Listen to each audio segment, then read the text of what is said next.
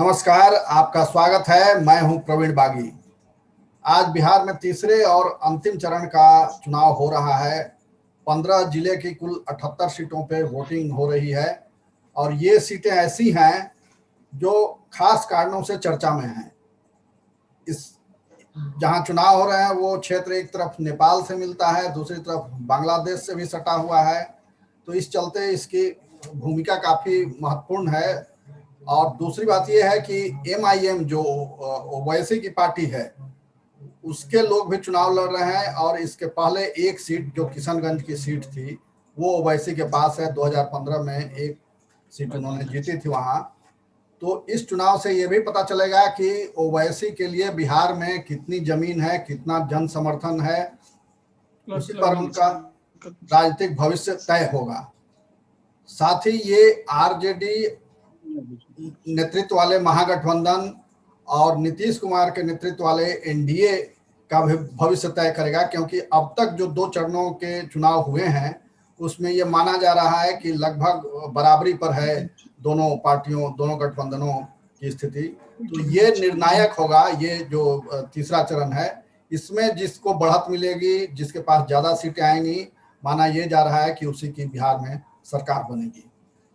तो आरजेडी इसमें कुल 2,35,00,000 वोटर आज वोट कर रहे हैं और जो महत्वपूर्ण लोग चुनाव लड़ रहे हैं उसमें बिहार सरकार के 11 मंत्री भी हैं, विधानसभा अध्यक्ष विजय नारायण चौधरी भी हैं, सीपीआई के राज्य सचिव राम नरेश पांडे भी हैं और पूर्व सांसद लवली आनंद भी हैं।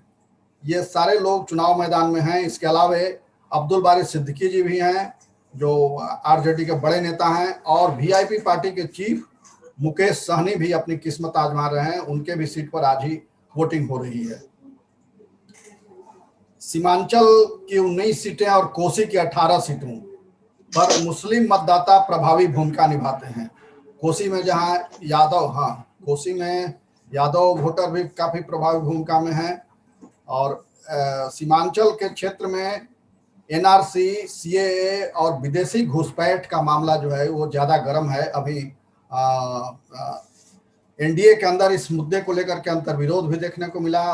यूपी के चीफ मिनिस्टर योगी जी आए थे तो उन्होंने अपने भाषण में कहा कि विदेशी घुसपैठियों को निकाला जाएगा। वहीं उसके तुरंत बाद अगली सभा में मुख्यमंत्री नीतीश कुमार ने कह दिया कि किसकी हिम्मत है कि एक भी व्यक्ति को यहाँ से निकाल बाहर करे।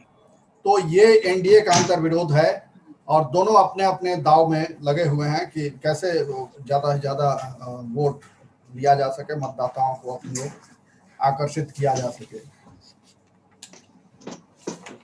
सबसे ज्यादा सीटें जो इस इलाके में हैं वो अभी बीजेपी के पास हैं, 19 सीटें, यानी कोसी, सीमांचल और उत्तर बिहार मिला करके।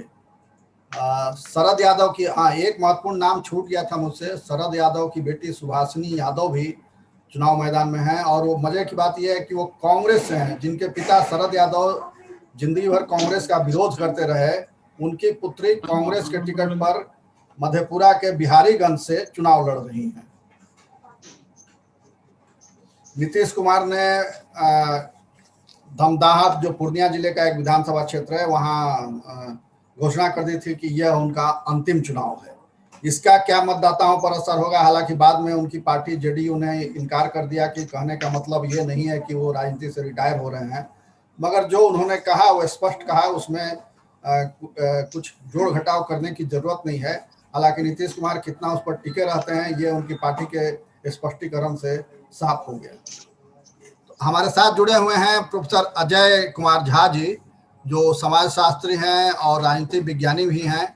बिहार के खबरों की सामाजिक और राजनीतिक पकड़ है उन पर और वो लगातार व्याख्या करते रहते हैं इसकी कि बिहार की स्थिति क्या है, राजनीतिक दलों की स्थिति क्या है, मतदाताओं की मानसिकता क्या है, इसको भी वो अच्छी तरह समझते हैं। तो अजय झा जी से हम जानना चाहेंगे कि क्या होगा आज का जो परिणाम है, जो स्थिति लग रही है अभी, उसमें कौन से मुद्दे ज्यादा प्रभावी होंगे। जो मैंने चर्चा की कि सीएए और एनआरसी, विदेशी घुसपैठ, पलायन, बाढ़, ये उसी के क्षेत्र में है जो जहां आज हो रहा है वोट। तो इसमें कौन सा मुद्दा प्रभावी होगा आज? जी नमस्कार। मैं अभी आपने तो काफी बातों को रख ही दिया है। अब जी उसके कंटेक्स्ट में जो जो आपने एक पृष्ठभूमि बता दिया है, और जो लोग हम लोगों को सुन रहे हैं वो इस बात से बिल्कुल अब अवगत हो चुके होंगे कि एक्चुअली बैकग्राउंड में क्या है, कितने लोग खड़े हो रहे हैं और किस एरिया में इलेक्शन हो रहा है। जी अब यहाँ एक बात जो आपने अभी पूछा है, उसके कंटेक्स्ट में मैं दो तीन बात बताना चाहूंगा कि यह जो एरिया है वो खास करके बहुत ही जटिल एरिया आप कह सकते हैं इलेक्शन के लिहाज से, जी क्योंकि सारी चीजें यहाँ हैं। यहाँ फ्लड की समस्या है, यहाँ बेरोजगारी की बहुत बड़ी समस्या है, यहाँ से माइग्रेंट लेबरर्स भी जाते हैं इस एरिया में जहाँ अभी चुनाव हो रहा है पूरे 72 बड़ी संख्या में जो जाते हैं। क्षेत्र। जी जी। और इसके अलावा वहाँ पर डेमोग्राफी का भी एक इशू है, जो खास करके सीमांचल वाला जो हिस्सा है उसमें बहुत लंबे समय से डेमोग्राफी का एक इशू है, जो पिछले कई सालों में उसमें काफी परिवर्तन भी हुआ है। तो उसको लेकर भी कुछ लोगों में नाराजगी है, कुछ वर्ग में नाराजगी है, और कुछ लोग उसे ठीक ही मानते हैं। तो जब ऐसा ये सारी चीजें हैं, और यहाँ जब भी चुनाव हुए हैं तो इसमें सामान्यतः जो सीमांचल का वो वाला इलाका जो किशनगंज, कटिहार, अररिया, पूर्णिया से जो लगा हुआ इलाका है, जिसके बारे में भी आपने बताया, बड़ा डिटेल में बताया, तो वो इलाका ऐसा है जहाँ ये सारी चीजें बहुत ही प्रबल हैं। जैसे फ्लड की समस्या है, वो माइग्रेशन की समस्या है, या बेरोजगारी की समस्या है, वो बहुत ही ज्यादा प्रबल रूप में वहां पर प्रभावी है। और वहां पर मुस्लिम मतदाताओं का एक बहुत बड़ा चंक अब पिछले कुछ दशक में वहां पर पहले से भी था और आ भी गया है। तो अब वो लोग भी वहां पर हैं। तो उसकी वजह से होता क्या है कि कंसोलिडेशन, पोलराइजेशन बहुत ही स्ट्रांग हो जाता है। कई दफा हम लोगों ने देखा है पहले भी चुनावों में, दो ध्रुवों में सामान्यतः बट जाते हैं मतदाता, और उसका फायदा दोनों तरफ से हुआ है। कभी कभी अगर पोलराइजेशन बिल्कुल ही बहुत स्ट्रांग हुआ तो उसका फायदा पहले तो जो भी हिंदू कैंडिडेट वहां होते थे वहां को उनको हो जाया करता था। अब चूंकि डेमोग्राफी कुछ और भी बदल गई है, तो अब इसकी संभावना थोड़ा कम हो जाती रही है पिछले कुछ समय से। और इसमें मुस्लिम कैंडिडेट की जीतने की संभावना, उन मुस्लिम कैंडिडेट की जीतने की संभावना अधिक हो जाती है जो किसी खास पार्टी से और आते हैं, और जिनका एक पर्टिकुलर एक आइडियोलॉजी है। जैसे अगर वो कांग्रेस से हो, राजद से हो, या फिर ओवैसी के ग्रुप से हो, तो वो वहां पर कंसोलिडेट करने की संभावना ज्यादा हो जाती है बजाय इसके कि इंडिपेंडेंट मुस्लिम कैंडिडेट की। हाँ, तो ये वहाँ जो है जितने गठबंधन चुनाव लड़ रहे हैं सभी अपने अपने तरीके से ध्रुवीकरण की कोशिश में जुटे हुए थे। योगी जी का भाषण को आप ध्यान से सुने, फिर नीतीश कुमार ने जिस तरह से उसका प्रत्युत्तर दिया, फिर ओवैसी जी की पार्टी वहां जिस तरह से ध्रुवीकरण में लगी हुई है, और आरजेडी जिस तरह से वहां काम कर रही है। तो इन तमाम चीजों को मिला करके क्या लगता है कि क्योंकि नीतीश कुमार की छवि जो है वो मुसलमानों के बीच ठीक ठाक है, उनसे उतनी नाराजगी नहीं मानी जाती है, मगर ये वो राजद गठबंधन छोड़ करके फिर से बीजेपी के पास आ गए हैं, और बीजेपी से मुसलमान अभी ज्यादा नाराज हैं। तो इसका कितना असर होगा?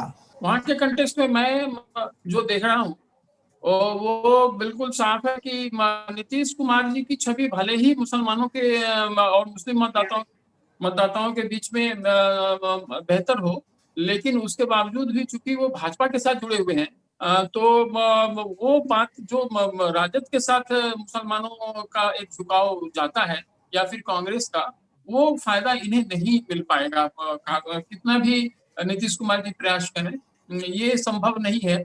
और वैसे दूसरे क्षेत्रों में हो भी सकता है, लेकिन यहाँ इसलिए नहीं होगा कि यहाँ जो ज्यादा वोकली इनके साथ हैं, जो या तो राजद के साथ हैं या कांग्रेस के साथ हैं। तो कांग्रेस आगे तक चूंकि गठबंधन है, साथ में है लोग, तो इसलिए वहां आपस में तो उनका क्लैश है नहीं। तो निश्चित तौर पर इस महागठबंधन से जो भी कैंडिडेट मुस्लिम कैंडिडेट होंगे, उनका झुकाव उनकी ओर ही होगा। बाकी क्षेत्रों में अगर हम सीमांचल को छोड़ दें, तो सीमांचल में चूंकि हाल के समय में अब ओवैसी जी बहुत मजबूत रूप में अपनी दावेदारी दिखाते चले जा रहे हैं, तो कुछ सिलेक्टेड एरियाज में जहां ज्यादा स्ट्रॉन्ग उनका प्रेजेंस है मुस्लिम मतदाताओं का, तो वहाँ ओबीसी जी और उनके साथ का जो गठबंधन है उसको फायदा मुझे होता दिख रहा है। भले ही जो योगी जी आए उसको जिस तरह से भी नीतीश जी ने उनको एक तरह से झड़का हो या झिड़का हो, तो बल्कि इससे उनको बाकी लोगों, बल्कि उससे नुकसान होगा नीतीश जी को जो हिंदू मतदाताओं के बीच में बाकी क्षेत्रों में। लेकिन यहाँ उनको कुछ फायदा होगा ऐसा भी नहीं है। तो ये एक तरह से गलत स्ट्रेटेजी हो गया इस क्षेत्र के लिए। लेकिन बाकी क्षेत्र में शायद कुछ लोगों को कुछ उससे कुछ राहत मिले मुस्लिम मतदाताओं के बीच में कि चलो ये तो कम से कम हम लोगों के साथ हैं। लेकिन मुझे नहीं लग रहा है, क्योंकि अभी देखिए अमित शाह जी का भी बयान बंगाल से आ रहा है कि वो सीएए को लेकर के वो बिल्कुल वो उसे लागू करने ही वाले हैं, और सीएए को लेकर के जो भ्रांतियां इस देश में फैली हुई हैं उससे लोगों को निजात नहीं मिला है। तो एक लोगों में भ्रम है कि इन लोगों को बाहर निकाला जाएगा। किसी भी देश में रहने वाले किसी भी व्यक्ति को तो निकाला नहीं जाएगा अगर वो बाहर से नहीं आए हैं। तो ये बात है, लेकिन ऐसा एक मैसेज तो है नहीं, नैरेटिव भी बदल गया है। एक दूसरी बात यह है कि जो इन्होंने संन्यास लेने की घोषणा की धमदाहा की सभा में, उसका भी कोई असर होगा उस इलाके में? इस चुनाव में सहानुभूति वोट मिलेंगे एनडीए को नीतीश कुमार जी की घोषणा का? नीतीश कुमार जी को तो फायदा इस क्षेत्र में नहीं होगा, लेकिन बाकी क्षेत्र में भी जो नुकसान उन्हें होना होता उसे उन्होंने थोड़ा सा बचाने की कोशिश की है। तो वो लेकिन ऐसा कुछ है नहीं। पोलराइजेशन एक तरह से लास्ट में हो ही गया है, और उसका ज्यादा फायदा मुझे लगता है कि भाजपा के कैंडिडेट्स को तो होगा, लेकिन चूंकि नीतीश जी गठबंधन में हैं उनके साथ भी, तो उसका फायदा उनको मिलेगा, थोड़ा तो मिलेगा ही, क्योंकि उनकी छवि भी एंटी मुस्लिम है नहीं, तो वो फायदा तो है ही है। लेकिन जो थोड़ा मोड़ा उन्हें नुकसान हो जाता है। लेकिन अब ऐसा है कि मेजर दावेदारी है वो तो बराबर राजद के साथ जाता है या कांग्रेस के साथ जाता है, और या फिर लेफ्ट पार्टियों के साथ जाता है। तो लेफ्ट पार्टियों का तो वजूद तो उस तरह से अभी अब नहीं है, लेकिन चलिए फिर भी उस क्षेत्र में चूंकि उन लोगों ने भी एक गठबंधन बना रखा है ओवैसी खेमन है, जो उसमें कुशवाहा साहब भी हैं, तो मुझे तो लगता है सीमांचल में उन्हें ज्यादा बढ़त मिलने की संभावना है। लेकिन बाकी क्षेत्रों में ये बिल्कुल एनडीए वर्सेस महागठबंधन ही होने वाला है। और लेकिन उसमें एक बाकी क्षेत्रों के विषय में मैं एक बात कह सकता हूँ कि चूंकि नीतीश कुमार जी ने एक बात ये कह दी है कि उनका लास्ट इलेक्शन है, तो चूंकि पीपल इंडियंस काफी ये इमोशनल होते हैं, और खास करके बिहारी और भी ज्यादा इमोशनल होते हैं, और उसमें भी अगर महिलाएं हैं तो कुछ और भी ज्यादा इमोशनल है। तो वो उसका फायदा तुमको होगा थोड़ा। उन्होंने अपने इस स्टेटमेंट से महागठबंधन को नुकसान तो पहुंचा ही दिया है, क्योंकि मुझे लग रहा है कि इसका लोग जरूर चाहेंगे कि थोड़ा उनको जिस तरह से जो विरक्ति हो रही थी उनसे, अब उसको थोड़ा सा लगाम इन्होंने दे दिया। तो ये फायदा तो है। जो भाजपा का जो महागठबंधन का जिस तरह से रथ बढ़ता जा रहा था उस पर थोड़ा ब्रेक इन्होंने लगाया है। अच्छा, उत्तर बिहार में वो किस तरह से, क्योंकि महिलाओं की भागीदारी सुबह से मैं देख रहा था कि बहुत ज्यादा हो रही है, लेकिन उसकी वजह इसलिए नहीं है कि वो नीतीश कुमार के लिए ही आ रही हो, ऐसा नहीं है। क्योंकि वो जो सोशल परिप्रेक्ष्य अगर उस कंटेक्स्ट में आप देखें तो महिलाएं सामान्यतः पहले घर से निकलती हैं, क्योंकि उन्हें घर के सारे कामकाज को करने होते हैं, तो वो सुबह में अपनी सब जिम्मेवारियों से निपट करके वो आ जाना चाहती होंगी। तो ये वो आई होंगी सुबह पहले, उनका जो उनकी कतार बहुत लंबी थी पुरुषों की अपेक्षा। तो एक वह वजह भी हो सकता है, और दूसरी वजह यह भी हो सकती है कि महिलाओं का उनके लिए थोड़ा सा रुझान फिर से वापस चलो इनको दे ही देते हैं, ये अंतिम दफा मांग रहे हैं, तो थोड़ा वो भी हो सकता है। ये इसमें थोड़ा सा कंफ्यूजन। अच्छा, उत्तर बिहार में खास करके मिथिलांचल के क्षेत्र में क्या होगा? और महिलाएं जो आ रही हैं बड़ी संख्या में, तो अब तक महिलाओं ने नीतीश कुमार का समर्थन किया है, एक मजबूत वोट बैंक है वो महिलाएं, तो क्या इस बार भी वो उनके साथ आएंगी? अभी पिछले चरण में महिलाओं ने ज्यादा वोटिंग की पुरुषों की बनिस्बत, तो ये माना जा रहा है कि वो नीतीश कुमार के साथ जाएंगे, उनका वोट जा रहा है। मिथिलांचल में तो स्थिति नीतीश कुमार जी ने जो कहा है उसका थोड़ा असर मुझे वहां भी दिखता हुआ दिखेगा, खास करके जो उन्होंने अंतिम बार वो चुनाव लड़ने वाली जो बात करती है। हालांकि दूसरे ही दिन इसका खंडन भी होना शुरू हो गया उनके पार्टी की ओर से, लेकिन चूंकि उन्होंने खुद ही कह दिया था तो एक इमोशनल इम्पैक्ट तो उन्होंने डाल ही दिया है। तो ये मुझे लग रहा है कि इससे कुछ जो बहुत तेजी से लोग इनसे विमुख होते जा रहे थे, क्योंकि वो फिर से एक बार इसलिए उनकी ओर मुखातिब होना चाहेंगे, खास करके महिलाएं, कि वो उनका मानना ये है कि आखिर उन्होंने काम तो किया है, ऐसा नहीं है, लेकिन वो काम मिस गवर्नेंस में रिफ्लेक्ट होने लगा है हाल के समय में। और अगर जो भी आपने किया उसे वो अगर सही तरीके से नहीं हुआ है, या उसमें धांधलियां बहुत हैं, या लोगों को उसमें परेशानी हो रही है, या कुछ ऐसा लग रहा है कि जितना कहा गया है उससे काफी कुछ बढ़ चढ़ कर बताया जा रहा है अपने द्वारा किए गए कार्यों को, तो उससे और रिएक्शन होता है। वो एक तरह से इंडिया शाइनिंग वाला जो सीन कभी कभी है ना, जो बन जाता है। वाजपेयी जी को हारना इसलिए पड़ा था, इसलिए नहीं कि उन्होंने काम नहीं किए थे, बल्कि वो इंडिया शाइनिंग वाला जो उन्होंने एक दे दिया था, और वो लोगों को दिख नहीं रहा था कि इंडिया शाइनिंग तो नहीं है। तो वही चीज यहाँ नीतीश कुमार जी के कंटेक्स्ट में हो रहा है कि वो उन्होंने काम तो किए हैं, लेकिन वो इतना बढ़ा चढ़ा करके उसे कहा जा रहा है कि लोगों को उसका रिएक्शन हो रहा है। चूंकि सड़कें बनी जरूर है, लेकिन अगर आप देखिए तो सड़कों का हाल फिर भी बहुत पुख्ता है। अगर आप पटना से अगर कहीं भी जाना चाहें, किसी भी जिला हेडक्वार्टर में जाना चाहें, तो जो सड़कों का हाल है ये भगवान भरोसे है, ये बात भी तय है।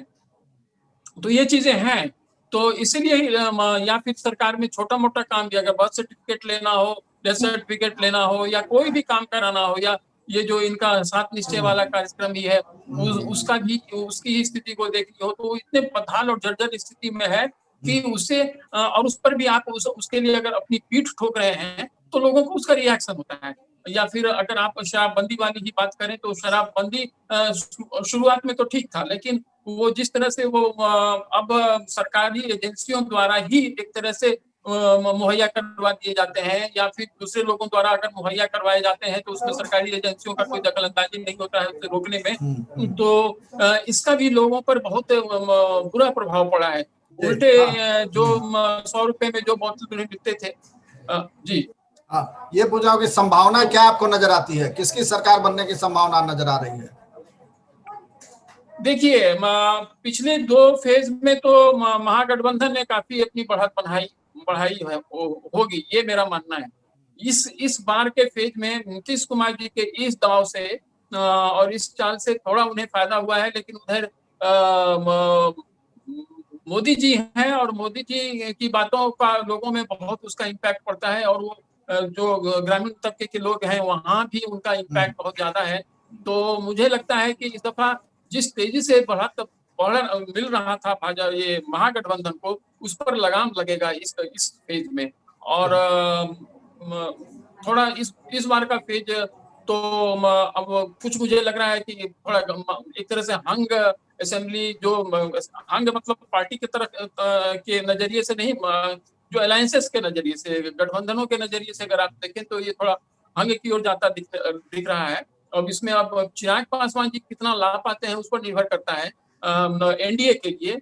और इस फेज में मुस्लिम मतदाता सीमांचल में क्या करते हैं, इस पर महागठबंधन का भी भाग्य और भविष्य मुझे आकर के टिकता हुआ दिख रहा है इस वक्त। ठीक है झा साहब, आपका बहुत बहुत धन्यवाद, आप हमसे जुड़े। तो हमारी चर्चा यहीं समाप्त होती है, हम फिर आपसे मिलेंगे, तब तक के लिए हमें इजाजत दीजिए, नमस्कार।